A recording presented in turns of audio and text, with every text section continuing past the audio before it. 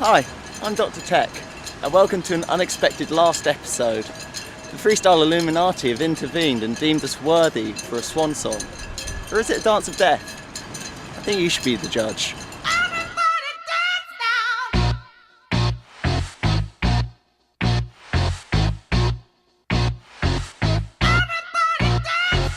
This week we'll be looking at freestyle's present and future.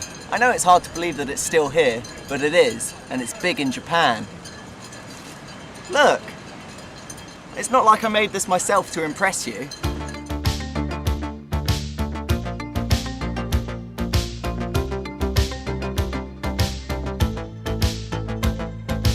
The rule is, if it's big in Japan, it's cool. Shortly, freestyle will filter down into Hoxton culture. This will follow 2 years of the space opera and the resurgence of Cluedo, as they are first in the preordained order of cool things to have list. Soon, freestyle boards will be as common as fixed gear bikes, and even if you don't like them, you will buy one. You're powerless to resist. These guys are bonkers! Front foot impossible to pogo, shut up!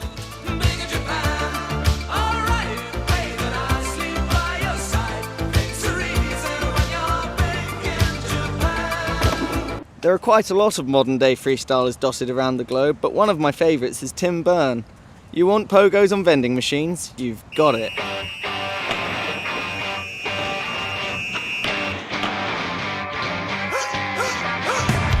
Tim is amazing and is possibly working up to the world's first pogo on top of the Great Pyramids.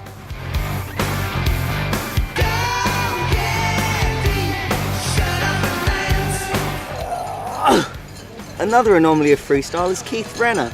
He's the natural heir to the throne of Primo's masculinity. For a living, he trains cage fighters.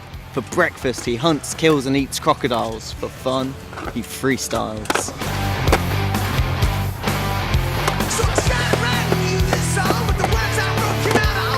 Now we come to one of the UK freestyle anomalies. No, not me, Callum Boran. He's one of the few confirmed cases of full-blown freestyle in the UK. It's a fairly virulent strain, he may never recover. Some call him a throwback, possibly the missing link between the 80s freestyler and the present day, but you can't deny he's good on his hopping stick. Give me that. Get back to the 80s with you. Define the crime.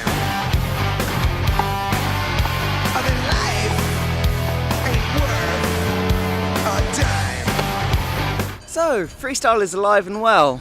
But while we're here, games of skate, battle at the barracks, they've just repackaged freestyle as a penalty shootout. You're not fooling anyone, guys. So what has the future got in store for freestyle? Well, as we all know, Bobby Puglio's art can predict the future, and we've borrowed some from his private premonitions collection. So let's have a look. So according to this collection of haphazard spirals, freestylers uncover a global plot to introduce a world taxation under the umbrella of that climate change lark.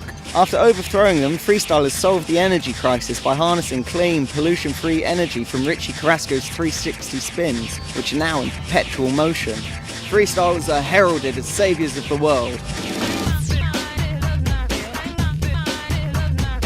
A Mars probe uncovers a giant monolith on one of its moons that turns out to be a giant shin pad. Seems like freestylers have visited Earth before. This is proven when the Da Vinci Code was solved and the Mona Lisa was revealed to be a cleverly disguised portrait of Kevin Harris, who, as we all know, is from Mars. Alien freestyle life then arrives on Earth, and Dan Gesmer's skating is found to be the only way to communicate with them.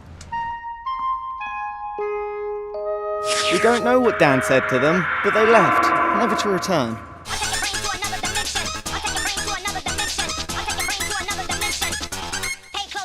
Jim McCall and Shane Rouse, bitter from coming 5th place at all competitions and having no part in the glories of freestyle's resurgence, will become the freestylers of the apocalypse, setting in motion a chain of events that cannot be stopped. They enlist an unwitting Per Wellander in their plans. He sets about designing a giant headband that will fit perfectly around the whole world, thus enslaving all skaters via freestyle gamma rays.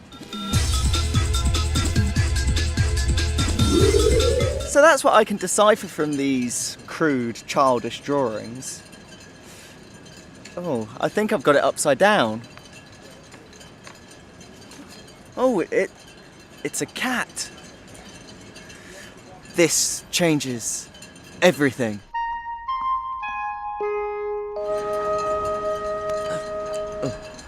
This week's trick is so technical that when Stephen Hawking saw it for the first time, he couldn't help but conclude that there was no God. It is the late hard flip.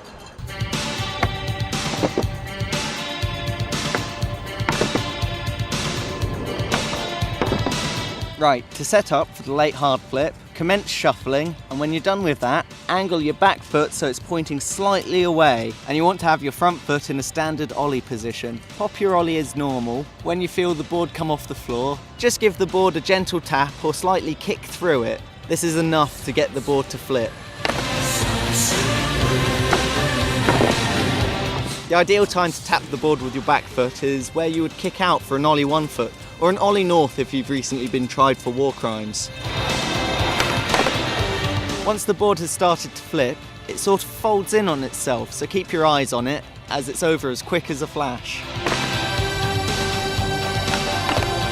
Landing the trick is quite straightforward as it tends to stay underneath you due to the way you tap the board. Just wait till you see the grip tape and put your feet on it. That's what I do. Once that's all out of the way, right away a little more enlightened about the nature of the universe.